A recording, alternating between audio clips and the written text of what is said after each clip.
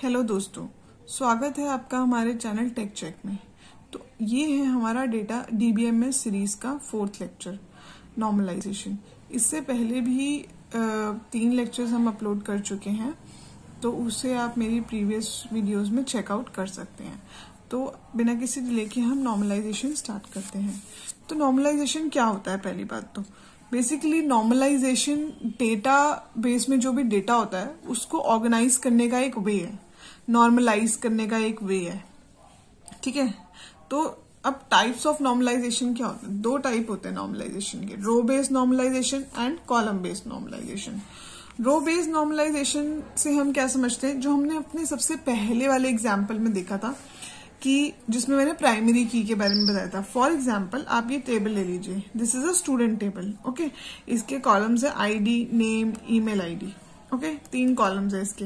अब मान लो कि ये जो आईडी कॉलम है इसको मैंने प्राइमरी की बना दिया, मेक इट प्राइमरी की। तो प्राइमरी की क्या करता था, ये मैंने अपने फर्स्ट लेक्चर में भी बताया था, इंट्रोडक्शन टू डीबीएमएस में। प्राइमरी की क्या करती है, बेसिकली यूनिकली आइडेंटिफाई करती है रिकॉर्ड्स को। यूनिकली आइडेंटिफाई मतलब अगर जैसे यहाँ पे इसी एग्जाम्पल में अगर आप देखें तो अगर मैं इस आईडी को प्राइमरी की बना दूंगी तो यहाँ पे आप देख सकते हैं कि 1 से 2 एंट्रीज हो रखी हैं। फर्स्ट और ये जो 3rd नंबर की एंट्री, ये भी 1 है, इसकी आईडी भी, और इसकी आईडी भी 1 है। तो प्राइमरी की बनाने के बाद ये प्रॉब्लम ही सॉल्व हो जाती है। प्राइमरी की क्योंकि यूनिक होती है तो वो कभी भी डुप्लीकेट डेटा एंटर नहीं होने देती किसी भी अपनी उस पर्टिकुलर कॉलम में। आप डुप्लीकेट डेटा एंटर नहीं कर सकते। प्लस ये जो है प्राइमरी की सारे रिकॉर्ड्स को यूनिकली आइडेंटिफाई करती है। तो ये तो हो गई हमारी रो बेस्ड नॉर्मलाइजेशन। जैसे रोज है ना, ये रो बेस्ड नॉर्मलाइजेशन हुई। तो ये प्रॉब्लम तो हमारी सॉल्व हो गई थी जब प्राइमरी की का इंट्रोडक्शन हुआ था। ठीक है, आफ्टर प्राइमरी की duplicate records can not be entered. तो डुप्लीकेट रिकॉर्ड्स प्राइमरी की बनाने के बाद एंटर नहीं हो सकते। तो यहाँ हमारा रो बेस्ड नॉर्मलाइजेशन तो यहीं पे हमारी जो है सॉल्व हो गई थी। सेकेंड है कॉलम बेस्ड नॉर्मलाइजेशन। कॉलम का क्या मतलब होता है, ये बेसिकली हमारे कॉलम्स होते हैं। जिससे रोज हमने पढ़ी थी, ये हमारी रोज होती है, राइट। रोज बेस्ड नॉर्मलाइजेशन तो हमने देख लिया। अब ये कॉलम बेस्ड नॉर्मलाइजेशन। ठीक है, रो में डुप्लीकेट डेटा है, ठीक है, वो तो हमारी प्राइमरी की से रिजॉल्व हो गया। पर अगर किसी कॉलम में डुप्लीकेट डेटा हो रहा हो तो मतलब स्टूडेंट ये एक टेबल है, इसका ये जो स्टूडेंट कॉलम है इसमें कोई डुप्लीकेट डेटा ना हो, पीआईडी में कोई डुप्लीकेट डेटा ना हो, ये भी तो हमें इंश्योर करना है, इसको भी तो हमें नॉर्मलाइज करना है। तो ये होती है हमारी कॉलम बेस्ड नॉर्मलाइजेशन। अब इस कॉलम बेस्ड नॉर्मलाइजेशन के साथ कुछ चैलेंजेस एसोसिएटेड होते हैं। तो बेसिकली उनको हमने 3 टाइप के अनोमलीज में डिवाइड किया है। फर्स्ट है इंसर्शन अनोमली, सेकंड है अपडेशन अनोमली, और थर्ड है डिलीशन अनोमली, जिसके बारे में मैंने पीछे लिखा भी हुआ है डिटेल में। तो पहले एक बार हम उस पर भी नजर मार लेते हैं, फिर उसके बाद मैं आपको इस टेबल से ही समझाऊंगी। जैसे इंसर्शन अनोमली पढ़ते हैं सबसे पहले। For example, if you want to introduce a new project in the table, then for that we cannot introduce a new column because we have a new project but not student. तो वापस से हम अपनी इस table पे आ जाते हैं इस बात को समझने के लिए। तो जैसा कि आप इस टेबल को देख रहे हैं, इसमें कुछ कॉलम्स हैं, SID, student, PID, project, city और zip. SID, student ID, student, project ID, project, और ये हमारी सिटी और जिप। ठीक है, अब इंसर्शन अनोमली का क्या मतलब है कि मान लो अब अगर हमें इस कोई जैसे अब यहाँ पे ये कुछ प्रोजेक्ट्स हैं, डीबीएमएस और पीओसी, ठीक है, जिसका P1 और P2 PID है, प्रोजेक्ट आईडी है। मान लो कि एक नया प्रोजेक्ट ऐड होने जा रहा है, ठीक है। तो अब अगर मैं यहाँ पे एक और डाल दूं P3, ठीक है, मान लो कि P3 है हमारा ऊप्स। ओके, ऊप्स मान लेते हैं, P3 एक और सब्जेक्ट आ गया, ऊप्स। अब अगर मैं इस P3, अगर मुझे सिर्फ एक प्रोजेक्ट बनाना है, मेरे पास कोई स्टूडेंट नहीं है जिसको मुझे यहाँ पे ऐड करना है, मेरे पास एक सिर्फ प्रोजेक्ट एक्स्ट्रा है, पर ऐसा नहीं है कि प्रोजेक्ट के साथ स्टूडेंट भी आया है। तो फिर क्या मैं इसको इंसर्शन कर पाऊंगी?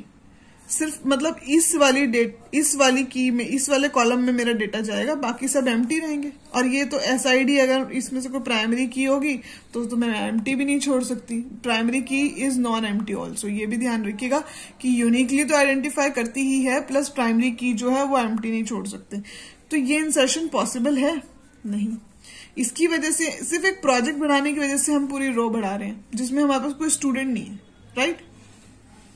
तो ये होती है इंसर्शन अनोमली कि प्रोजेक्ट ऐड करना है सिर्फ, बट ऐसा नहीं है कि इस पूरे टेबल में जितने कॉलम्स है उन सबके लिए हमारे पास कोई वैल्यू है। तो ये हो गई इंसर्शन अनोमली। आप अपडेशन अनोमली देख लेते हैं। तो पहले मैं यहाँ पे एक बार इसे रीड कर देती हूँ।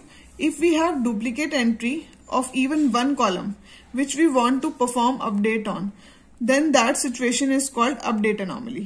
For example, if we want to update a record of the student with student name as Shyam and we want to update it using key zip, then in that case as zip is equals to 11085 is also in row 1, so it will be updated, it will update both the rows 1 and 3, which is wrong and is an update anomaly.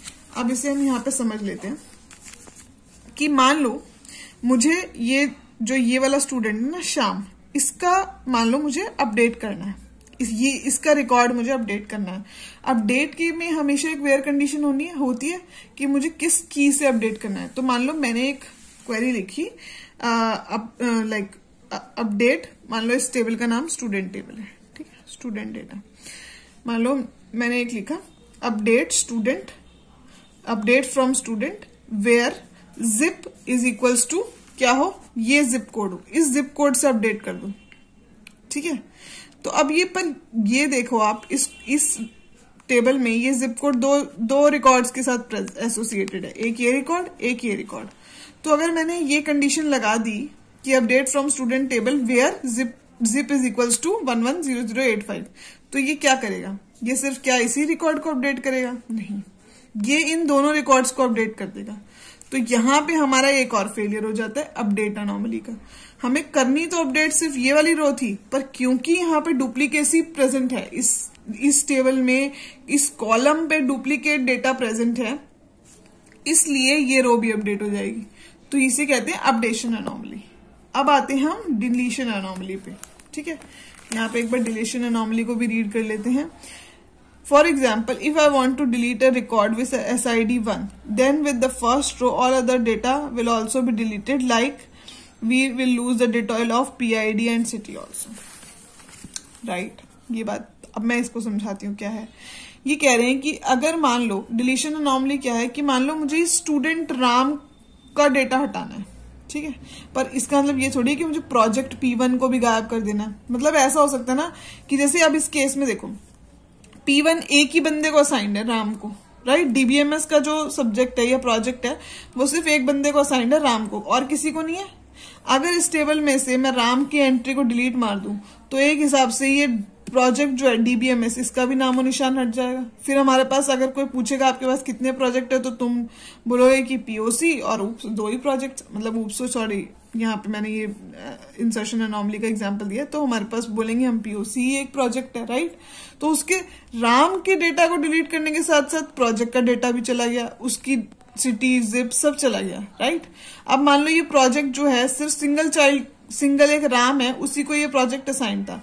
तो अब हमारे पास ये project की detail नहीं है ना कि DBMS नाम का कोई प्रोजेक्ट भी था, उसकी जो ID थी वो P1 थी, ये सारी डिटेल्स जो है चली जाएंगी। तो ये एक और फेलियर होता है किसका, डिलीशन अनोमली का। तो ये तो हमारे कुछ एनोमलीज हो गए। अब इन सब से हम ये चैलेंजेस को सॉल्व कैसे कर सकते हैं, जो भी हमारे पास चैलेंजेस आए हैं उनको हम सॉल्व कैसे कर सकते हैं। तो वो उसके लिए मैंने एक सिंपल सा डायग्राम बनाया, वो हम कैसे सॉल्व कर सकते हैं। टू सॉल्व दिस प्रॉब्लम हम जो है इस टेबल को स्मॉल टेबल्स में सेपरेट कर सकते हैं। मतलब हम एक इंडिविजुअल चीजों का डेटा रखने के लिए इंडिविजुअल टेबल बना सकते हैं। मतलब अगर हमें स्टूडेंट का डेटा रखना है तो हम यहाँ पे सिर्फ SID और स्टूडेंट रखेंगे। अब मान लो यहाँ 1 है, यहाँ राम है, यहाँ 2 है, यहाँ श्याम है, ठीक है। अब इसमें डिलीशन अनोमली की प्रॉब्लम सॉल्व हो गई। 1 मुझे राम का डेटा हटाना है, ठीक है, हटा दो राम का डेटा। अब राम का डेटा हटाने से यहाँ पे DBMS का प्रोजेक्ट नहीं हटेगा ना। मैंने प्रोजेक्ट की अलग टेबल बना दी अपनी, ठीक है। मैंने सिटी की अलग बना दी है, एक दिल्ली, एक मान लो जिप कोड है 110085, और ना मैं इसमें डुप्लीकेट डेटा एंटर होने दूंगी, बिकॉज यहाँ पे मैं एक ID ले लूंगी जिससे मैं प्राइमरी की बना लूंगी कि दिल्ली एक बार एंट्री हो गई तो नहीं दोबारा एंट्री होने देना।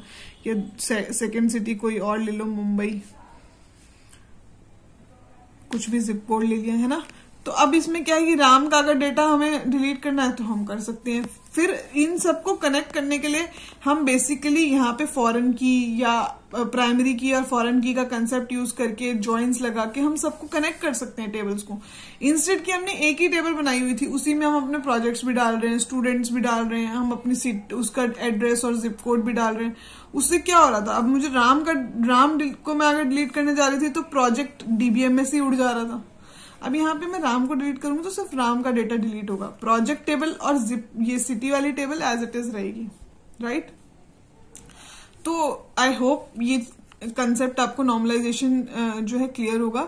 ये ऑलमोस्ट सारे कॉम्पिटिटिव एग्जाम्स में भी पूछा जाता है, प्लस जितने भी CSIT के स्टूडेंट्स होते हैं उनके लिए भी ये काफी ज्यादा इंपॉर्टेंट होता है।